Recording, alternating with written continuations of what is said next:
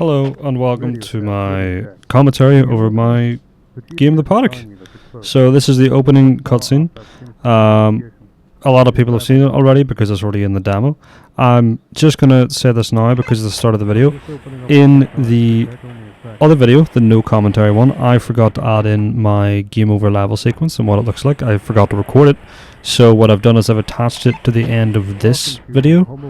And yeah, basically just wait until the end or skip to the end if you want to see it. It's already on my blog, so I'm sure you'll see it. Yeah. So players just finished the cutscene. They're now in the car park. They've gotten their controls. They know what they're doing. So I'm just standing about and letting the voice line play out. It's that big one right in front of you. It's kind of hard to miss. As you can see, this is my objective system. So I've got main objectives, optional objectives, and then like the tasks of the objectives. So the player always knows what they should be doing or attempting to do. I tried to be... The aim of the game is to try and not handhold the player as much as possible. I want the player to sort of figure everything out themselves. So the player needs a key card to get through the doors, and they can find it just up here. Now that you've got your key cards, you can open the door. I will point out as well, some of the voice lines are going to sound off because this is my latest version of the game, and I'm currently going through and re-recording every single one of the voice lines.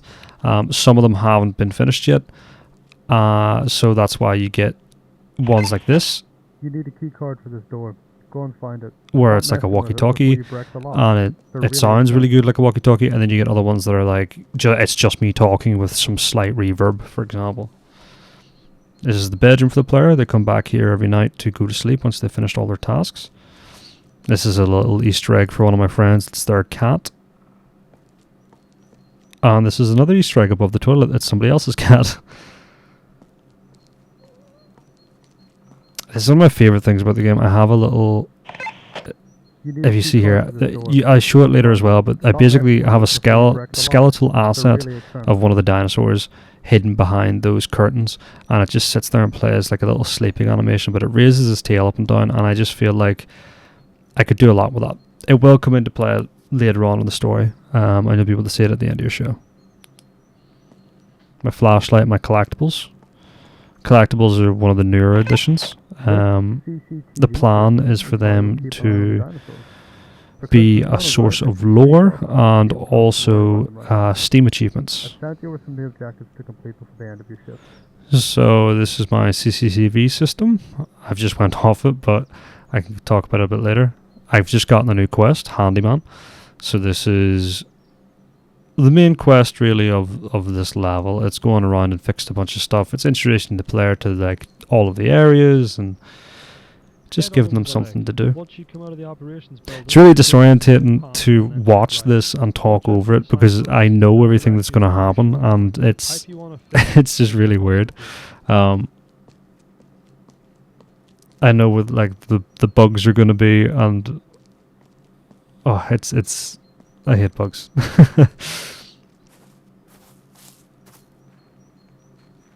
So you can see the little signposts that I use to try and tell the players like where everything is. So generators to the left, leg side to the right. The player has to go right to go to the leg side, so that's where they're going. Something I don't really show in these videos either is that this level actually has a day-night cycle. So it runs off an event tick, I believe. What it does is it changes the direction of the sunlight so that it updates a plugin that I use. The plugin obviously is a separate thing, but the actual day-night cycle is scripting that I created myself to do it, and it talks to the plugin and lets the plugin know like, hey, this is what time it is, and then the plugin changes how the sky looks and changes the position of the sun and can transition it into a moon. The reason it's not in the demo or in this video specifically is because it takes 30 minutes for it to happen. That's how I've set it up. So most players won't see it, but I think it's a fun little thing that if a player's on this level for way longer than they should be, they can experience it going from day to night time. You can sort of see it happening if you watch the shadows in the game, especially on the signs and like any the signs and like the trees, you'll notice that the shadows change a lot because the direction of the sun is changing. I've just got my second collectible there. And this is just me showing you around the buildings that I created and all the prop placement and stuff. This is honestly this was one of the parts of creating this game that I enjoyed the most. I really liked all of the environment design, and I really liked all of the level design and just placing props and making it feel lived in. This is my note system. This note system is extremely old and I really want to update it. So I am going to focus on updating this for the end of your show.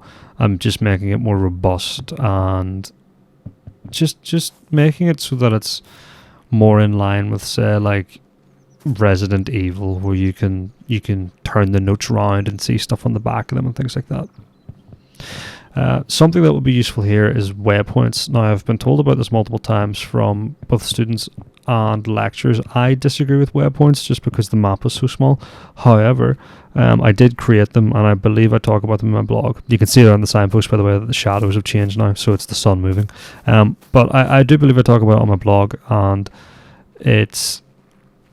I might try it out in like maybe like demo version 1.1 or something. The version of waypoints I have at the moment are very simplistic. It's basically just a widget that tells you how far away from that widget you are. There's a little bug there if you haven't noticed. That is, my level streaming comes in too late, so you can see the pop in of the assets. But yeah, waypoints would be good to like let the player know like this is exactly where you're going. But then I also feel like that's a bit handholdy. If I remember correctly, we keep the spare one somewhere around here. I'm really hoping that this commentary is going well, because I'm sort of just trying to do my best to point out things as I see them, as well as talk about any bugs that are in the video. To sort of talk about the actual creation of the game. Overall, I think it went really well. I think I'm in a pretty good spot. There's a lot of bugs, but like, what game doesn't have bugs? Bugs are just like, they constantly happen. You know, that little box that I hovered over, the one on the left with the flares on it, that is something that didn't make it into the demo, but something that will be in the full game. And it's that little box is how you restock your flares. You'll see it later in this video, or unless you've watched the no commentary video already, you know that you have a flare. You can only hold one of them at a time, and the way you restock it is you go to those little boxes around the map, and you can pick a new one up. So there was a bug there as well. I've just got a new objective, but when you type in the correct code to that generator, what's meant to happen is a voice line is meant to tell you like, hey, well done for fixing the generator. You can now go back to the operations building and go to sleep, like you've completed all your tasks for the day. But yeah, if you watch the shadows on the trees and stuff throughout the video, you can see that the sun is changing. It just does take ages. I should have set it so that it took like 5 minutes or something so I could show it in the video, but I thought that would look really silly. The Good Sky plugin was a very good call. It genuinely did add like a lot of atmosphere to the game, and it did help my FPS to some extent. It's a really good point to point out as well. I did make a video talking about optimizing my game and how I use level streaming to do it, and that's a good watch to sort of see my perspective of it. I will say that I'm watching the FPS through this video, and the reason it's relatively low is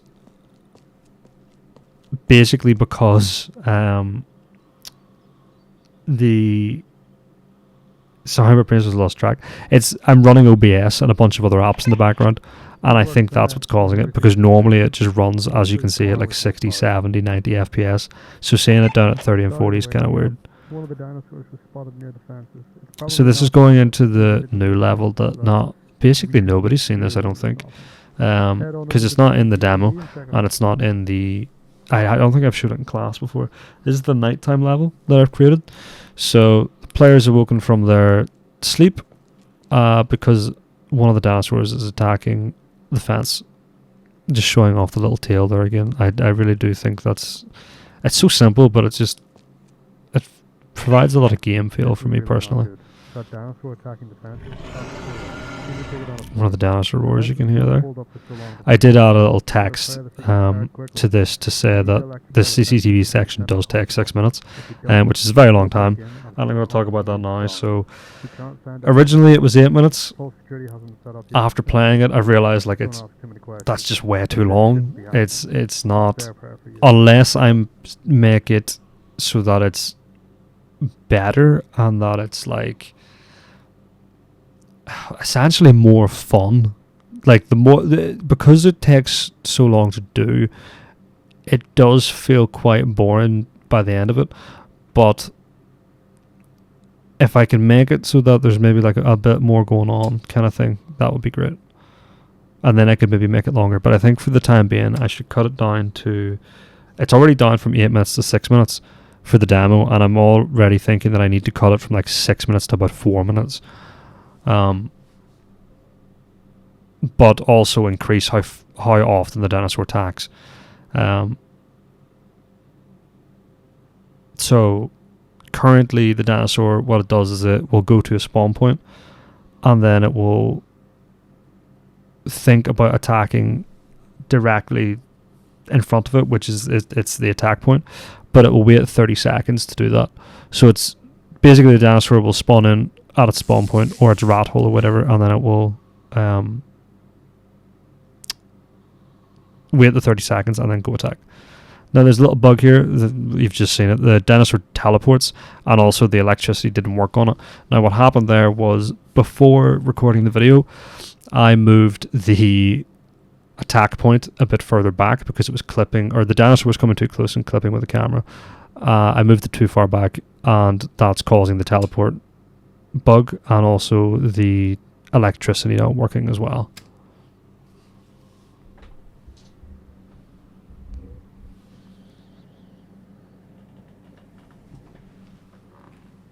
So this is just me going through the CCTV. I may as well talk over this a bit and sort of talk about the project. There's the dinosaur just attacking again. Yeah, the teleport bug again. That is genuinely because right before the video I decided to move it because I'm very silly.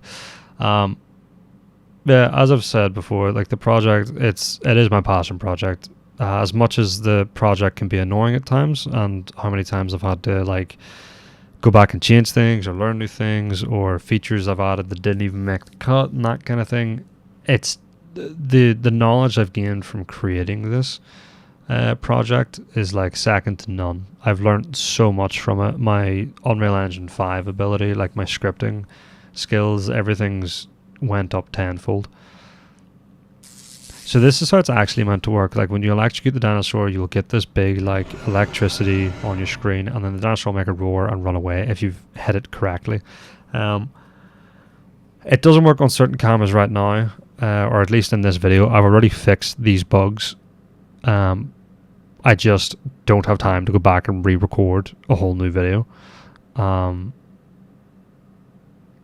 yeah, very, very simple bugs that are just caused by me moving a simple collision box. There was another point I was going to go on and make. Oh yes, so the Giga's AI is very simple at the moment, where it just does the rat hole and runs back and stuff. Something for end of your show that I'd like to do is I'd like to make it a decent bit more advanced and also more efficient. Now, it didn't make it into the demo because I didn't have enough time essentially to create it, but the smaller dinosaur has, in my opinion, a way better AI through the behavior tree, just because of how I wanted it to work, and it taught me how to use new things like parallels and behavior trees and stuff. I can take that and apply it to the larger dinosaur, the Giganotosaurus, and I do plan on doing that for the end of your show and obviously for the launch as well. But that's just, I'm essentially just telling you things that I plan on doing in the future, because unfortunately I didn't have the time to get that into the demo. So it's just using its version that works. The fence health was a relatively late addition. I've just hit it again with the fence and it's worked, so that's brilliant. The fence health was a relatively late addition in terms of the actual UI. So that's just a simple progress bar that I made. there's always been fence health in the game, but it was never really shown to the player. There was a time when I had lights that would go on and off based on how much health you had, but that got confusing when I was playing my demo and people didn't really understand it, so I decided to change it and I added in defense health that just displays on your CCTV. Now I am still deciding on whether or not fence health carries across levels or if it like just fully resets. In my GDD and in my like my original plan, it does just reset the fence health every time you go into like a new shift, but I think it might be an interesting way to like encourage players to make sure they're not letting the dinosaur attack the fence, is to have it carry through all the levels. Well done on defending the fence. There we go. I've just completed the. I've sent you some of the objectives. As well, Make sure that while you're going around, the good point to make here would be you're checking your objectives as you get the objective didn't trigger. Normally what's meant to happen is a little thing will pop out because I have the quest now, or the objective, sorry, secure the paddock, go check the fences. Normally what's meant to happen is like, is meant to pop up and say, oh, you've done this. I know the voice line worked, which is great, but it didn't pop the objective. So now what the player is tasked with doing is the player is tasked with going around and checking all of the fences. There's a bug there as well that I can point out, and it's that a collision box has been left over from the previous level and it is triggered again. Very simple fix, but just something I've missed. So yeah, the player is tasked with going around and checking each like section of the fence. So there's 4 sections. There's behind the garage, behind the warehouse, in the forest, and the final one is at the lakeside. And every time you check it, it's just a simple hitbox. Every time you check it, it'll say a different voice line. This fence looks like it hasn't taken any damage. So what it is I've created a little hitbox. You walk into it, and then it has a public variable on it, a public sound variable. So if I want to change the voice line, it's really easy to do. This is just me showing off the objectives again. As you can see, I've completed check the fence behind the garage because I just did it, and now I'm going to go for the one behind the warehouse.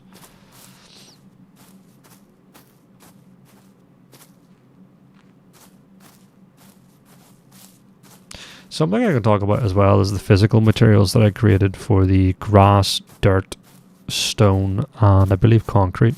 I think that I changed the concrete in the main building so you don't really hear it because the physical material isn't applied, but normally there would be one.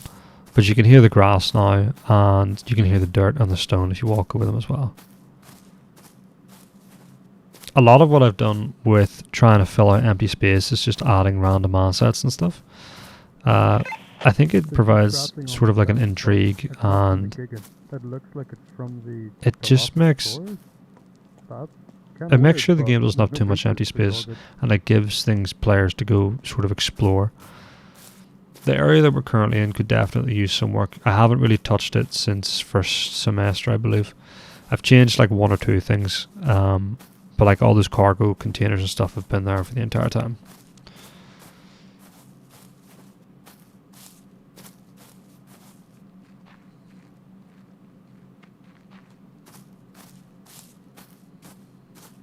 I've definitely had my ups and downs with creating this game. I think the most stressed I've been in creating this game was trying to get it sorted for major project. Or sorry, trying to get it sorted for major project submission specifically. This little area that I'm showing now, it's just like as I said, it's a thing to fill out empty space, but it also adds a piece of intrigue, and it rewards the player for exploring. They've found something.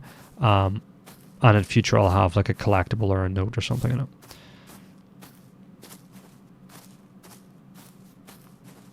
This is a pipe that the player has to crouch under, and then they get their little objective complete.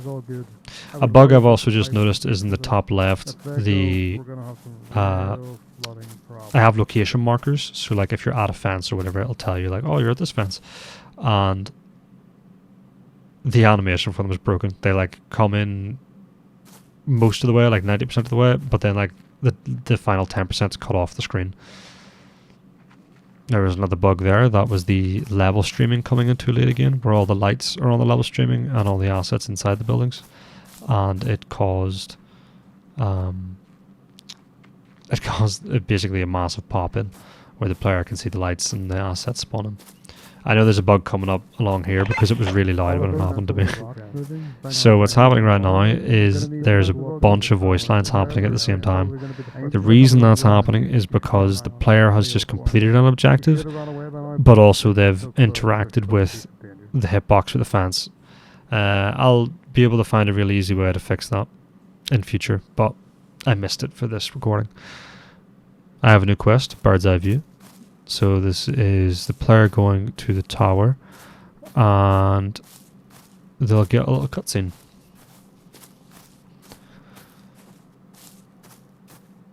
I do have to say again, the environment design and everything I did for this game really was my favourite part about it.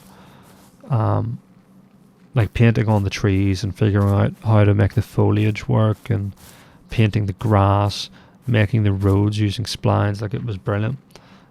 And I've never really explored that before this project, so I think it might be something to look into in the future. This view specifically, this is my favourite place to be in the game. You can just see so much, like you can see the volumetric fog and everything. Now, the little thing about this cutscene is that you can see the camera moving up and down slowly. It's actually meant to mimic somebody breathing, because I can tell you this, because it's a commentary video, it'll be revealed later in the game that there is a person messing with you, and that's almost like your first hint, is like it's cutting to this camera that doesn't really have anything to do with the player, because it's the person that's messing with you, and that's why it's almost like it's trying to mimic breathing. It's the person sitting inside the like little work cabin that you'll walk past, the player will walk past when they go down here, and they've opened the gate. So there might be a lot of lore missing from the game currently, and some of it might be very subtle, but I am always thinking about it. I'm always trying to implement it. I think the thing is that I can only juggle so much at once, and when I see like bugs in the game, I just constantly want to fix them. Okay, So the heartbeat kicks in now because you're face to face with a dinosaur for the first time. You're pulling out your flare. I think I actually die here because I messed it up. Yeah, so I pulled out my flare. The FPS does drop significantly. That is because of the Niagara effect. So I need to optimize that 100% for the end of the show. Yeah, I mess up here. I go over to the gate. The hitbox isn't big enough, so I end up coming out of it. And then the dinosaur kills me while being stuck in a pole. But it's good because it shows off the fact that the dinosaur can kill me. Fun fact, the bone sort of breaking noises that are there, that's just somebody chewing celery.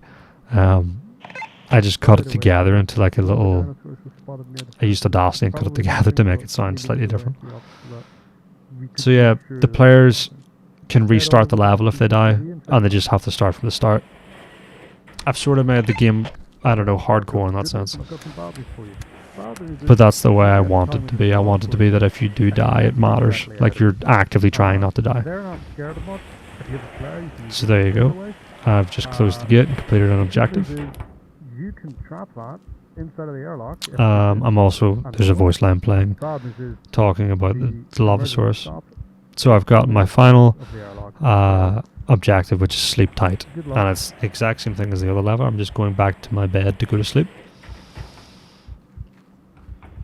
There's a bug that should be on a do once. It is obviously not on a do once.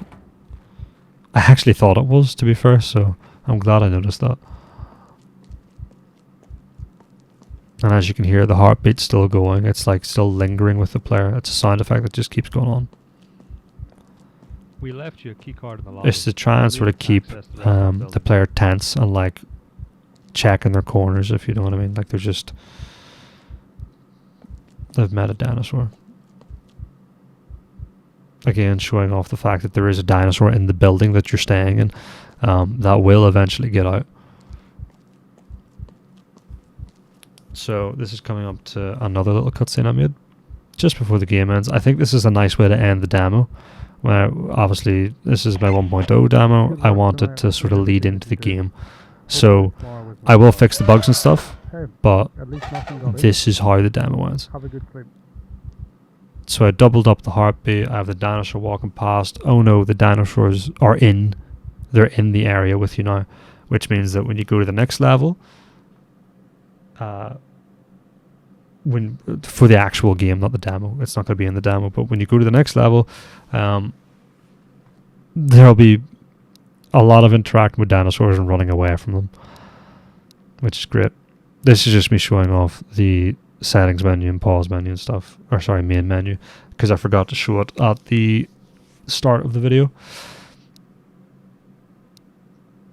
And then what I've done is right at the end I've attached on the game over level sequence, so it'll play shortly and I'll be quiet while it plays so that you can see what happens if the game ends while you're on the CCTV cameras.